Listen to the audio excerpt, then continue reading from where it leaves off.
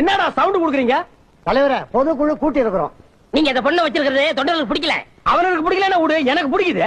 தொண்டனுக்கு பதில் சொல்லித்தான் ஆகணும். என்ன நீ பெரிய தொண்டை? தினம் 5 ரூபாய் டீ செலவுக்கு என்கிட்ட வாங்கிட்டு போற, உனக்கு நான் பதில் சொல்லணுமா? என்ன இப்படி பேசுறாரு? அப்படித்தான் சொல்லுவேன். இங்க பார், இவ தலைவி, நான் தலைவன். நாங்க தான் கட்சி தான். நாங்க இஷ்டம் இருக்கிறவங்க இருங்க, இல்லன்னா வெளியில போங்கடா நாய்ங்களா.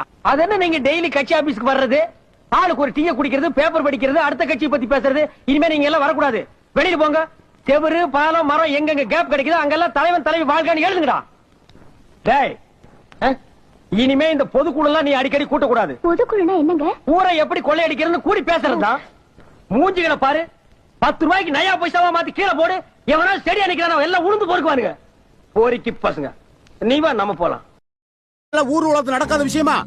அந்த காலத்துல 2-3 வச்சுக்கிறத சாசம் தானப்பா. எங்க சியான எடுத்துங்க, 4 பொண்டாட்டி 7 வப்பாட்டி வச்சு மெயின்டைன் பண்ணிருக்கான். போன வாரம் தான் எனக்கே தெரியும், நானே வப்பாட்டியோட வம்சாவளின்னு.